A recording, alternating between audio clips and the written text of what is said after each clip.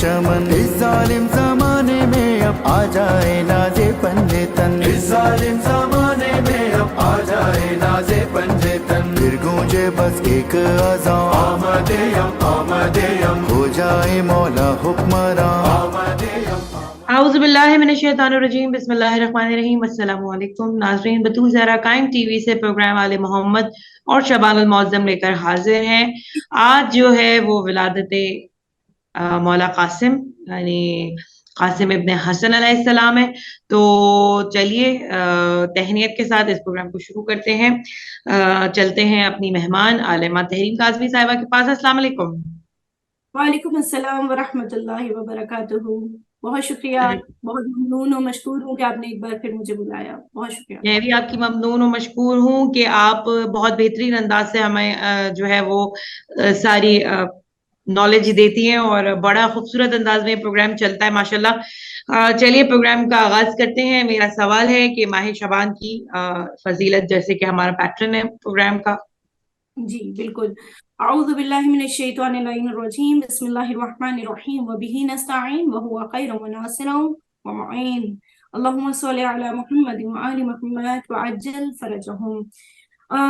سب سے پہلے تو میں تمام مومنین و مومنات کی خدمت میں اور بالخصوص اپنے زمانے کے امام زمانہ عجل اللہ تعالی فرجہ الشریف یوسف زہرا کی بارگاہ میں آج کے دن کے حوالے سے تبریک و تہنیت پیش کرتی ہوں۔ اور آج کا دن بہت ہی خاص دن ہے کہ آج جو ہے وہ امام حسن مجتبی علیہ السلام کے فرزند کی ولادت کا دن ہے، اور جتنی بھی ہم خوشیاں بنائیں وہ کم ہیں، کہ جیسے میں نے آپ کے سامنے بیان کیا تھا کہ کربلا ان ہستیوں کے بغیر جو ہے وہ نامکمل ہے، لہٰذا انشاءاللہ تعالی ہم جو ہے جناب قاسم کی ولادت کے حوالے سے بھی گفتگو کریں گے۔ اس سے پہلے جو ہے وہ ماہ شعبان کا جو ہمارا ہمیشہ یہ رہتا ہے کہ ہم سب سے پہلے ماہ شعبان کی فضیلت کے حوالے سے بالکل۔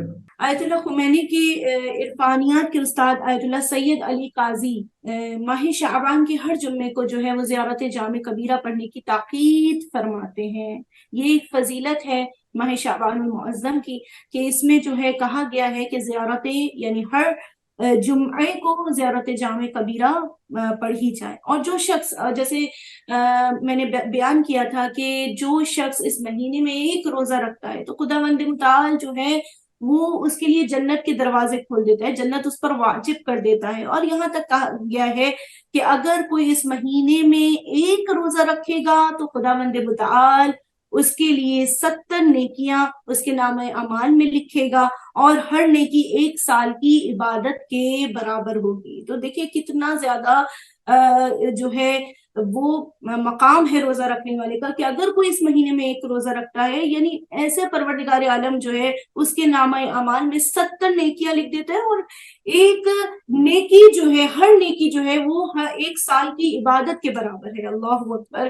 یعنی اگر تھوڑا سا میں آپ کے سامنے خیر بطول جو ماہ شعبان المعظم میں جتنے روزے رکھے جاتے ہیں اس حوالے سے تھوڑا سا اور میں تفصیلاً بیان کرنا چاہوں گی کہ جو شخص ماہ شعبان المعظم میں 2 روزہ رکھے اس کی جو ہے وہ خداوند متعال جو ہے وہ برائی مٹا دی جاتی ہے، یعنی جو اس میں گناہ جو پایا جاتا ہے وہ مٹا دیا جاتا ہے، اس کی برائی کو مٹا دیا جاتا ہے اس کے نامہ اعمال سے، اور ہمیشہ یعنی وہ برائی جو ہمیشہ اس کو جہنم میں رکھنے کا سبب بنتی ہے، لہٰذا وہ خداوند متعال اس کے نامہ اعمال سے محو کر دیتا ہے۔ اور جو شخص اس مہینے میں 3 روزہ رکھے تو کہا گیا ہے کہ جنت میں اس کے موتی اور یاقوت کے 70 درجے جو ہیں وہ بلند کر دیے جائیں گے۔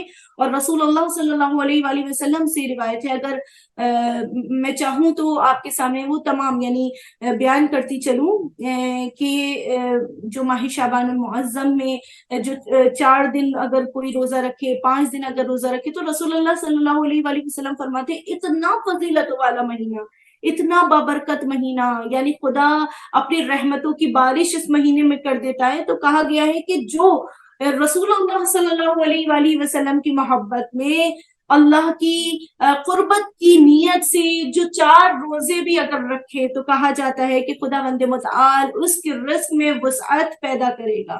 اور کہا گیا ہے کہ 3واں دن جو ہے وہ اگر کوئی روزہ رکھے تو 7 آسمان کے فرشتے اس کے لیے استغفار کریں گے، 14 दिन अगर कोई रोजा रखे तो कहा गया है भेड़ों, शेरों, यहाँ तक कि समंदरों के सांपों को भी इल्हाम होता है कि उसके लिए इस्तगफार करें। और जब कोई 15 दिन जो माह शाबानुल मुअज्जम में रोजा रखता है तो खुदा उसे सदा देगा कि मेरी इज्जत की कसम, मेरी इज्जत और जलाल की कसम, मैं तुझे आंख से नहीं जलाऊंगा। यानी खुदावंद खुदा जो रहीम है, करीम है, रहमान है, रहीम है, वो परवरदिगार आलम कह रहा है कि जो मेरे रसूल की मोहब्बत में इस महीने में 15 दिन अगर रोजा रखता है तो खुदा खुद ये कहता है कि मैं तुम्हें जो है वो आंख से नहीं जलाऊंगा। ये लुत्फ करम है, ये उन हस्तियों की बरकत की वजह से हम पर कि जो वजह तख्लीक कायनात है। इलाही आमीन। अच्छा ये बताइएगा कि जनाब कासिम, कासिम नाम का मायने क्या है और आपकी विलादत जो है वो उसके हवाले से गुफ्तगू। बहुत ही प्यारा सवाल। और आज का दिन तो बहुत ही खूबसूरत दिन कि आज का दिन वो दिन है, बाबरकत दिन है कि आज इमाम हसन मुज्तबा अलैहिस्सलाम के घर में जनाब कासिम जैसी हस्ती की विलादत हुई है। और देखिए इन हस्तियों ने भी नाम चुन के रखा है कासिम। कासिम का मतलब क्या होता है? कासिम का मतलब है तकसीम करने वाला। यानी अगर हम देखें तो ये रसूलुल्लाह सल्लल्लाहु अलैहि वसल्लम से निस्बत रखता है ना, ये नाम रसूलुल्लाह सल्लल्लाहु अलैहि वसल्लम से मंसूब है ये नाम। तो लिहाजा अगर हम देखें तो कासिम का मायना क्या है? तकसीम करने वाला, कि जो कायनात में नेमतों और रहमतों को बांटने वाला है। और इमाम हसन मुज्तबा अलैहिस्सलाम ने अपने फर्जन का नाम कासिम जो है वो इसलिए रखा है, अपने नाना पे रख के यानी बतला दिया कि ये वो है कि जो दुनिया और आखिरत में नेकियां, रहमतें और शहादतें बांटने वाला है। और अगर हम देखें यानी इमाम हसन मुज्तबा अलैहिस्सलाम के नूर नजर है जनाब कासिम अलैहिस्सलाम। और अगर हम इनके नाम पर और ज्यादा जो है वो दकीक नजर डाले, गहरी नजर डाले तो कुरान के हवाले से मैं पेश करती चलूं। कुरान में क्या है? कुल्लु नफ्सिन जायकातुल मौत, कि हर नफ्स को मौत का जायका चखना है। ऐसा ही है ना? अच्छा, किसी अगर हम देखें जितने भी अंबिया आए, जितने भी पैगंबर आए, किसी ने हमें ये नहीं बताया कि मौत का जायका कैसा होता है, सिवाय करबला में जो है उस शख्सियत ने जो अभी फकत 13 बरस का बच्चा है, जो हमें बता रहा है कि मौत का जायका कैसा है। यानी हर नफ्स को अगर मौत का जायका चखना है तो वो कैसा होगा। और मैंने आपके सामने जैसे बयान किया कि कासिम का मतलब है तकसीम करने वाला। और वो तकसीम करने वाला क्या कि देखिए कुल्लु नफ्सिन जायकातुल मौत की अमली तफसीर जो है वो करबला में उस बच्चे ने 13 बरस ने बताई कि मौत क्या है शहद से ज्यादा। जब पूछा गया कि आप मौत को कैसा पाते हैं, कहा कि मौत मेरे नजदीक जो है वो शहद से ज्यादा चीरी है। लिहाजा जैसे मैंने आपके सामने बयान किया कि कासिम का मतलब तकसीम करने वाला, ऐसा तकसीम करने वाला जो हक और बातिल को तकसीम करके बतलाए कि मौत का जायका कैसा है। यानी जनाब कासिम अलैहिस्सलाम बतला रहे हैं कि जो हक पर चलेगा उसकी मौत जो है वो शहद से ज्यादा शीरी होगी, और जो बातिल पर चलेगा वो ऐसा गुमराह होगा कि उसकी मौत का जायका जो है वो कड़वा होगा, तल्ख होगा। अच्छा मुझे ये बताएगा कि असद कासिम की शुजाअत के हवाले से प्लीज। जी जी बिल्कुल। यानी देखिए जनाब कासिम अलैहिस्सलाम की अगर हम शुजाअत को देखना चाहें तो जनाब कासिम अलैहिस्सलाम की जो शुजाअत की जो तरबियत जो जिसने की वो हजरत अब्बास अलैहिस्सलाम है। यानी ये वो घराना है, ये वो खानदान है कि जिसकी इल्मी और फिक्री तरबियत इमाम हसन मुज्तबा अलैहिस्सलाम के बाद जनाब कासिम की जिसने की वो इमाम हुसैन अलैहिस्सलाम थे। और जो शुजाअत के हवाले से जो जंगी तरबियत जिसने की वो हजरत अब्बास अलैहिस्सलाम ने उनको तलवारबाजी और नेजा जो है वो बाजी करना सिखाया। लिहाजा मैं थोड़े से रजस आपके सामने जनाब कासिम अलैहिस्सलाम के बयान करना चाहूंगी।